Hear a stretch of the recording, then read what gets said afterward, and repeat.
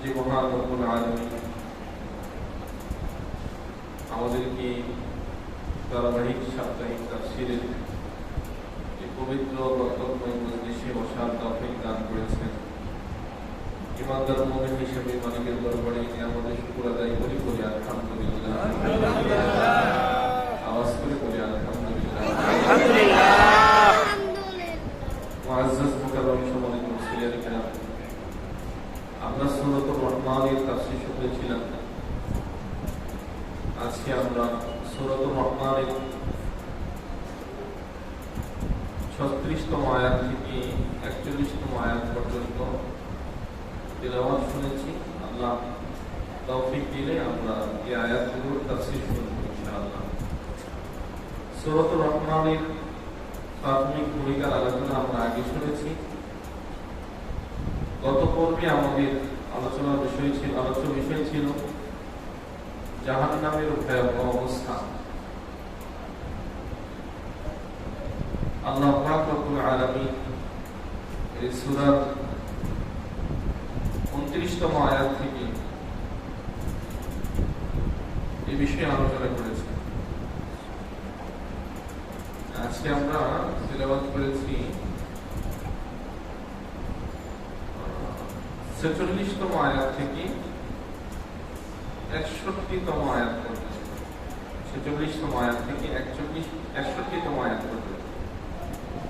এর আগে আমাদের 39তম আয়াত থেকে 45তম আয়াত পর্যন্ত আলোচনার বিষয়বস্তু ছিল জাহান্নামের ভয়াবহ অবস্থা।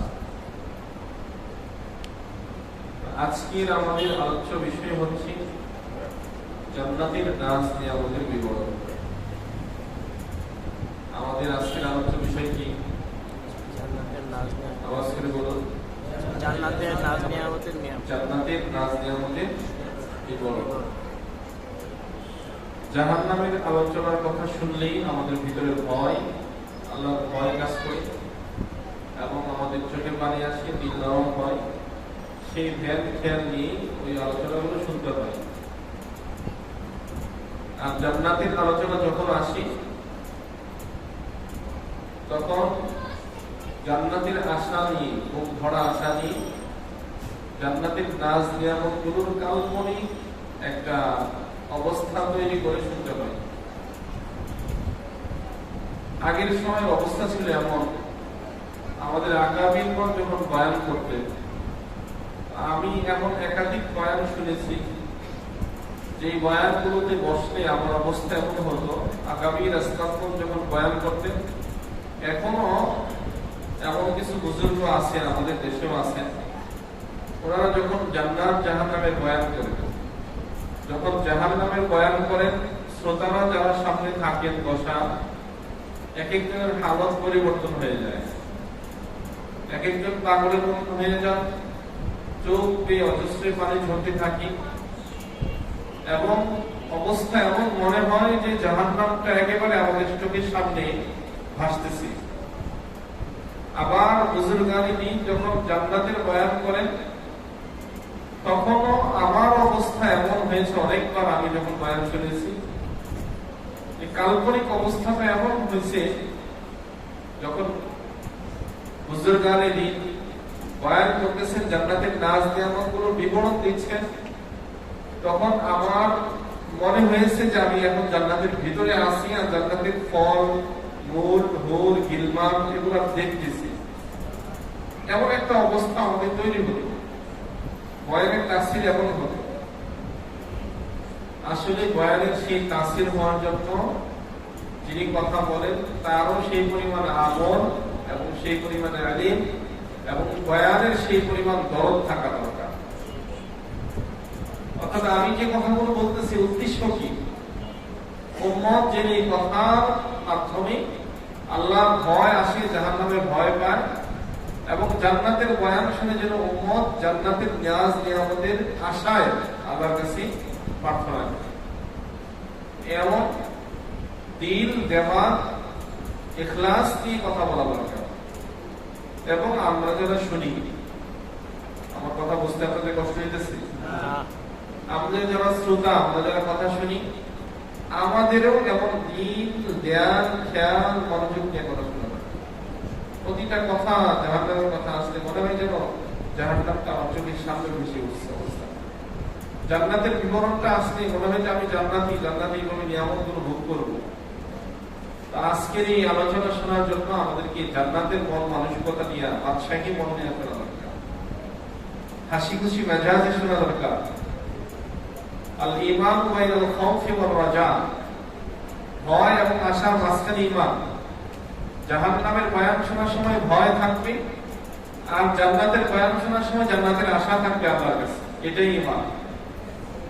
শুধু বয়ান শুনবো আমার আমি জান্নাতি হবো এই আশা আমার তো জাগবে না, এই বয়ান একদম ফায়দা হবে না, ঠিক না বেশি? এই জন্য মুআজ্জাজ হাজিরিন, প্রথমে আমি আপনাদের দিল তৈরি করার চেষ্টা করতেছি যেন আল্লাহ পাক রব্বুল আলামিন আমাকেও, আমিও যেন সেই কাল্পনিক অবস্থায় আল্লাহর নাজ নিয়ামতের এই সাগরে ডুব দিয়ে কথা বলতে পারি। আপনারাও যেমন চোখের পাশাপাশি অন্তরের চোখ খুলে, চর্মকালের পাশাপাশি অন্তরের কান খুলে জান্নাতের হাকিকতটা নিজের চোখের সামনে এনে বয়ান শুনতে পারেন ইখলাসের সাথে। আল্লাহ পাক আমাদের উভয়কে ইখলাসের সাথে বলার এবং ইখলাসের সাথে আমাদের নির্দেশনার তৌফিক দান করুন। আমিন। আওয়াজ করে বলি আমিন। আমিন। আরো আওয়াজ করে বলি আমিন। আমিন। আমিন বললে তো কোনো লাভ নাই, দোয়া যদি কবুল হয়ে যায়। মারুফ কারকি রাহিমাহুল্লাহ তাআলা, উনি একজন বুজুর্গ ব্যক্তি, হযরত জুনাইদ বাগদাদী রাহমাতুল্লাহি আলাইহির দাদা পীর। উনি দোয়াকে খুব প্রাধান্য দিতেন, এমন বেশি জিকির করতেন যে একবার উনি সেলুনে বসছেন চুল কাটার জন্য। সেলুনে নাপিত উনার চুল কাটতেছেন, চুল কাটতে কাটতে যখন মুছ কাটতেছেন তখনও উনি জিকির করতেছেন। বলেন যে জিকির করলে ঠোঁট নড়বে কি নড়বে না? নড়বে। কারণ ঠোঁট নড়লে কি মুছ কাটা সম্ভব না। মাথা কাটার সময় জিকির করছে ঠিক আছে, যখন মুছ কাটতেছেন তখন জিকির করতেছে। কারণ জিকির করলে আর মুছ কাটলে তো মুছটাকে এটা ঠোঁট কাটবে, ঠিক না? এখন এই উনি বলতেছেন, নাবিদ বলতেছে যে হযরত আপনি একটু মেহেরবানি করে আপনার ছোটটা বদলে রাখেন, আমি একটু আরামে আপনার মুছটা কাটতে চাই। তো মারুফ কারকি রাহমাতুল্লাহি আলাইহি নাবিদকে জবাব দিলেন, আরে ভাই তোমার কাজ তুমি করো, আমার কাজ আমি করি। সুবহানাল্লাহ। কি পরিমাণ বুজুর্গ হলে চুল কাটা অবস্থায়, মুছ কাটা অবস্থায়, ঠোঁট কাটার ভয়ে আমরা যখন সেলুনে বসি, যখন আমার মুছ কাটবে তখন তো ভিতরে কলিজা চিপতে হবে, না জানে ঠোঁট কেটে ফেলে। সাইড যখন কাটে একেবারে সতর্ক, না জানি কোনো দুর্ঘটনা ব্লেড লাগাই দেয়। কি সচেতন থাকি, মশা কামড় দিয়ে রক্ত দিয়ে গেলেও যত ব্যথা পাই তখন দৌড়ি না, মাছি বন্ধন করলেও দৌড়ি না, কারণ যদি মাথা কেটে যায়। আর আল্লাহর বান্দা এই পরিমাণ জিকির করতেন যে মুছ কাটবে এই ভয় নাই। না পুত্র বলে, বেটা তোমার কাজ তুমি করো, আমার কাজ আমি করি। এই মারুফ কারকি রাহমাতুল্লাহি আলাইহির ঘটনা, উনি একবার রাস্তা দিয়ে হেঁটে যাচ্ছেন। হেঁটে যাওয়ার সময় এক ব্যক্তি সাকি পথের ধারে দাঁড়িয়ে পানি পান করাচ্ছে মানুষকে, আর দোয়া করতেছে, আল্লাহ যে ব্যক্তি আমার পানি পান করবে আপনি তার উপর রহমত বর্ষণ করুন। এই দোয়া করতেছে আর বলতেছে আমিন। মানুষ ওনার কাছে পানি পান করার জন্য আসতেছেন। যখনই কোনো ব্যক্তি পানি পান করার জন্য আসেন তখন তিনি এই দোয়া করেন, আল্লাহ আমার কাছ থেকে যিনি পানি পান করবেন আপনি তার উপর রহমত বর্ষণ করুন, আর বলেন আমিন। কারণ তারা ছিলেন মেহমান নেওয়াজ। আমাদের সমাজে, আমাদের ঘর বাড়িতে যদি মেহমান আসে তাহলে আমরা ভয় পাই। আরবের মানুষ মেহমান নেওয়াজ।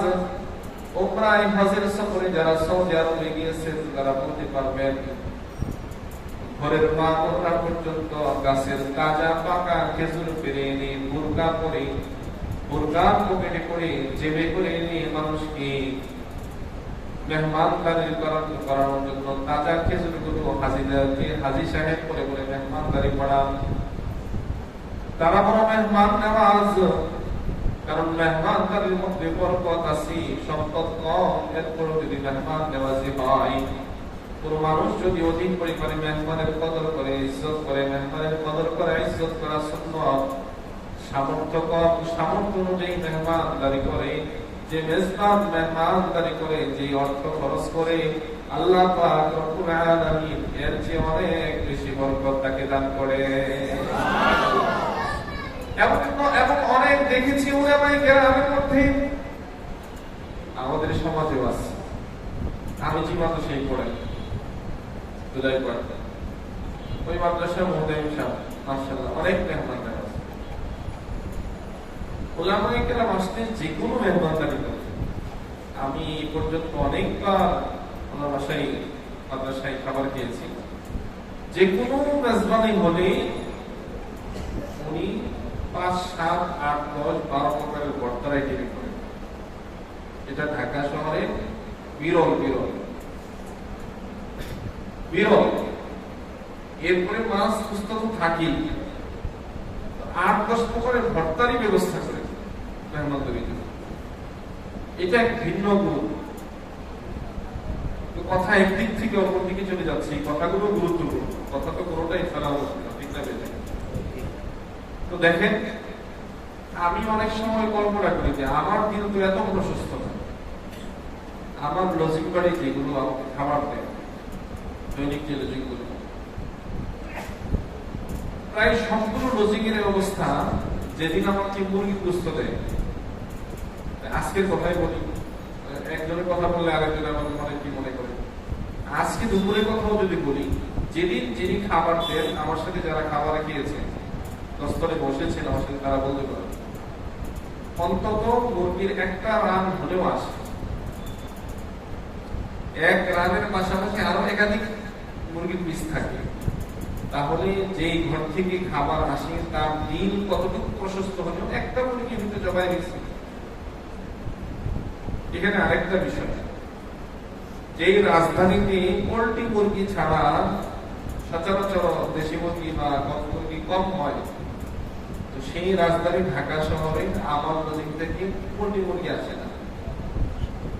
আমি কিন্তু কোনোদিন বলিনি যে আমি পোল্ট্রি খাই না বা আমি পোল্ট্রি খাবো না, কিন্তু আমার কোন লজিক বাড়ি থেকে পোল্ট্রি মুরগি আসে না, কক মুরগি অথবা দেশি মুরগি আসে।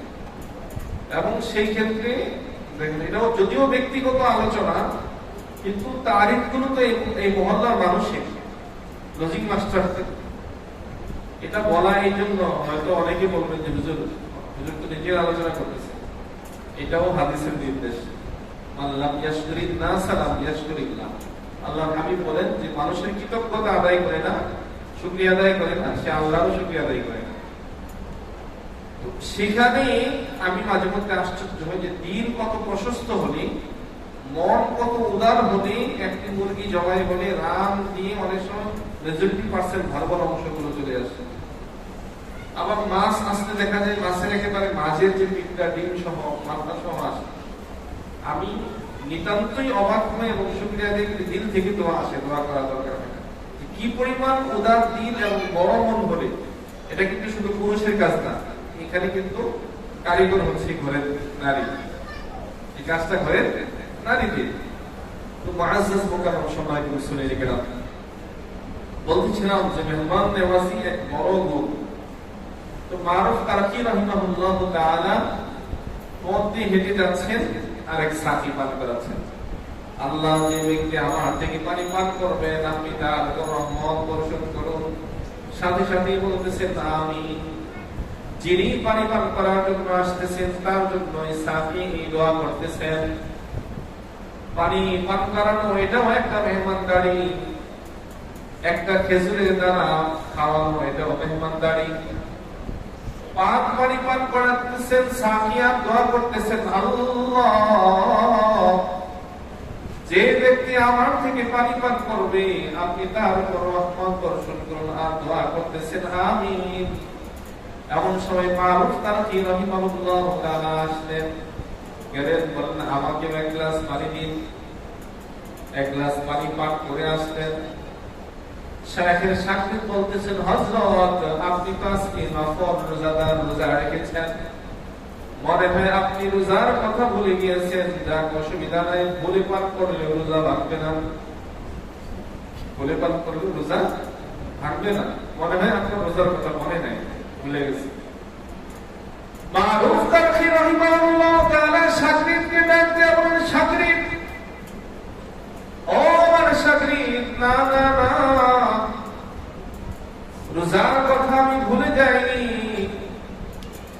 সজ্ঞানে স্বেচ্ছায় আমি পাপ করেছি।